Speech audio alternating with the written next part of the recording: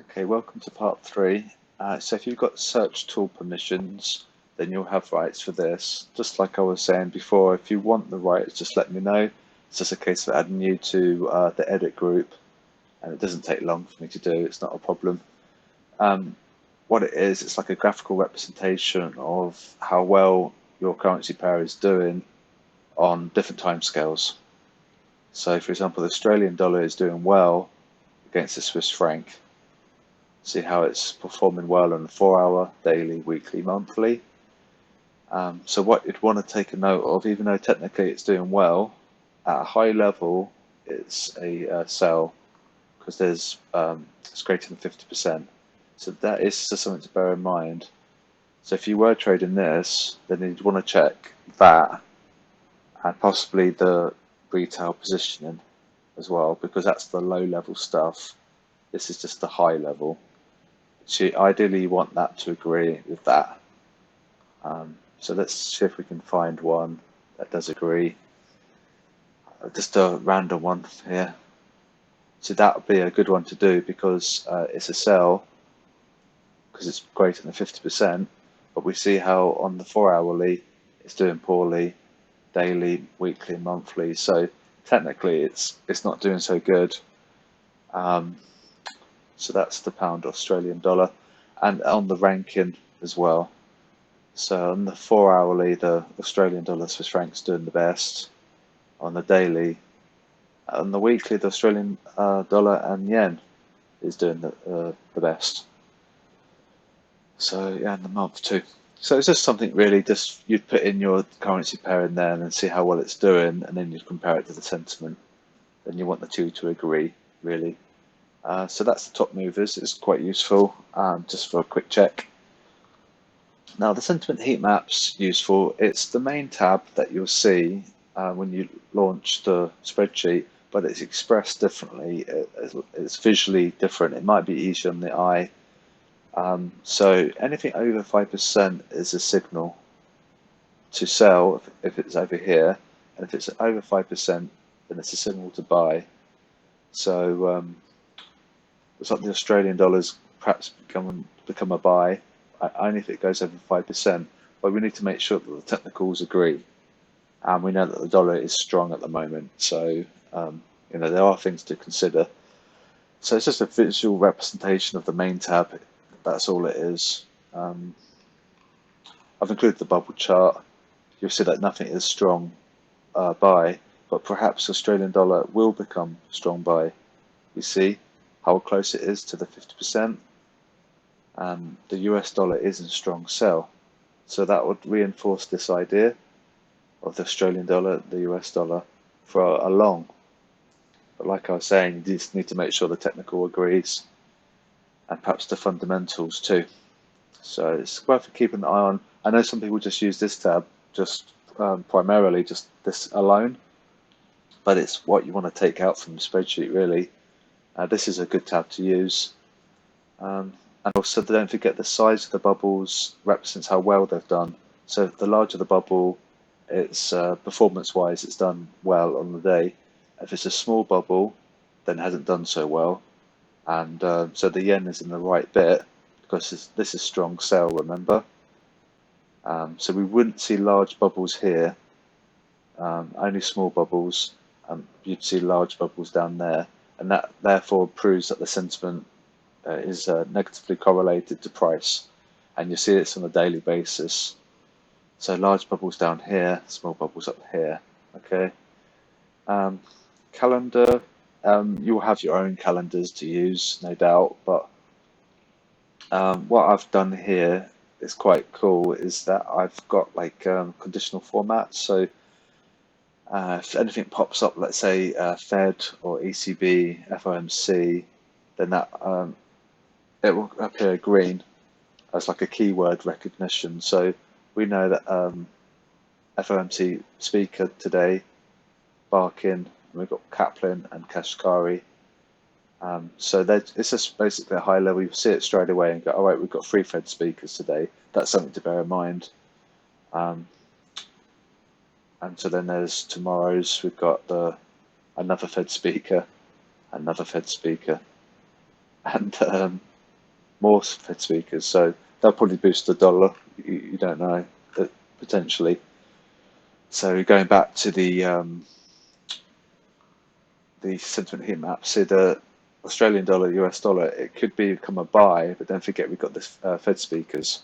So there are things to take into consideration. That's why you need to have good risk management. They could probably change the forecast on the dollar. So, and if they're particularly hawkish, then that will change things. So that's just something to bear in mind. Live news. This is from the MyFX book, latest Forex news. And so what I've got here is similar to the calendar. If anything's like say below, then it will come up as like a warning, like yellow. Bearish is a keyword that I've got. So if bearish appears, then it's red. So euro dollar bearish outside day. So you don't really even necessarily have to click the links. You can just see, okay, euro USD bearish. That was above expectations. So the Indonesia GDP was good. So you just have a quick look. If anything's green, it's good. If it's bad, it's red. Tariffs. Okay, so that's why that's red. Okay, so FXSSI, the synthetic sentiment. So what it is, it might look a little bit confusing, but all it is that we use the US dollar as the benchmark. So we have all the other currencies that revolve around the dollar. So if something's quite far away, sentimentally speaking, it's a sell. So like, for example, the Kiwi is quite far away from the US dollar. It's a sell versus the USD, whereas the euro is not as strong a sell, you see? So this is why this is red, and this is why this is green. So the euro, even though it's fallen against the dollar, it's looking quite favourable against its contemporaries. And the darker the hue, then the stronger the bias. So we said the euro, Kiwi, there. So that would be a buy. Sentimentally, obviously you check your technical analysis as well, because the Kiwi is a strong sell versus the dollar, where the euro is not as strong a sell, if that makes sense. And so that's just the graphical representation of this. You see how the pound is all over the place against its peers. There's the Kiwi, so that's a strong sell against everything. So you'd want them all to align for strong bias. So that's the FXSSI. This is a manual thing that I do every day. I haven't done today's yet. I'll get round to it when I've made this video. FXSSI, where are we? Click that. So I've got a dark background here because it hits my eyes, but I've talked about the bubble charts already. The Australian dollar is now nearly going into strong buy. It's actually 54%. We'd want that to be less than 50% before we buy. These are the baskets, okay? So, Kiwi versus everything else, and the dollar versus everything else. And the Swiss franc, small. Anything up here is a strong sell. Anything down there is a strong buy. So they look like planets on a night sky, and these will move around in real time. If you keep this on your screen, you'll see these slowly move around as people getting stopped out and they're entering and exiting. It's quite useful. Same. There's the Aussie dollar. The dollar CAD is a sell. There's the gold. So it's going nearly almost to strong sell. So that's good. That's an interesting one. So that's that. So yeah, same logic. See how bearish the retail crowd are on the world indices. They're just really, really bearish. So price will come up accordingly because they're counter trend. and these guys are going to get stopped out. And when they do, when they exit, the bubbles will gravitate up over time. Now the US 2000's up there because there aren't that many people on my FX book that trade it. So while this is quite useful, you have to bear in mind it's got a low participation rate. You probably got a few hundred people trading some of these. Well, on the FX, you're talking about tens of thousands of people, but it's still useful, even though it's got a low participation rate. So this would be very bullish if you were buying stocks, because they're selling it really heavily. That's that. Where am I going? Okay, so FXCM. Now this data is a manual thing where I get the data from the FXCM terminal. That's like a free download. You just create an account there, and it gives you an SSI snapshots. And these, the way they've done it is not in percentage format, but in decimal format. So if it's greater than 1, it's a sell. If it's less than 1, it's a buy. And what I've got here is these instruments there, and what it is that this column, it's last week's, and this is this week's. So we can have a quick look. So Monday, a week ago on Monday, it was done at 10 o'clock. Yesterday, it was done at 8 o'clock in the morning. And see how the difference in that week, the 2 Mondays, they sold the France 40. They sold the S&P 500 a lot. There's a big shift in sentiment. And they also sold the US 30. Now I haven't done Tuesdays. I'll do this after the video.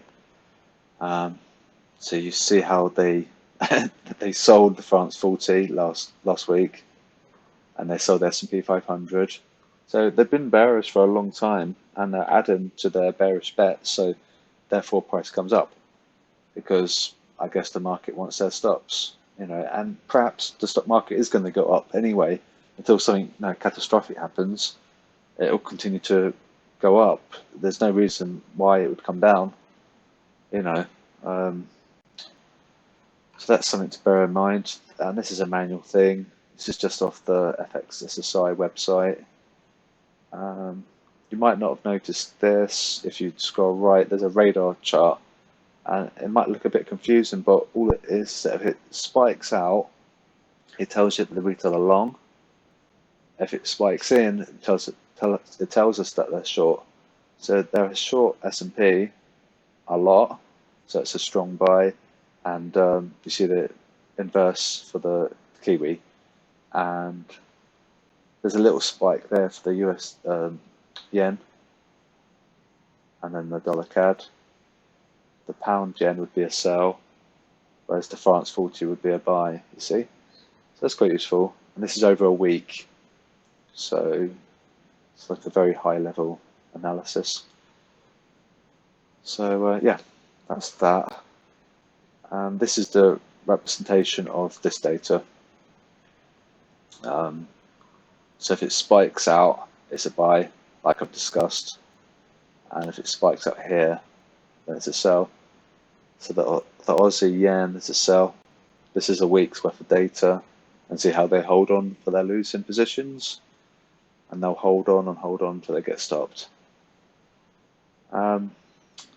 Okay, so I'm going to stop this video now, and then I'm going to talk about the technical patterns next. Okay.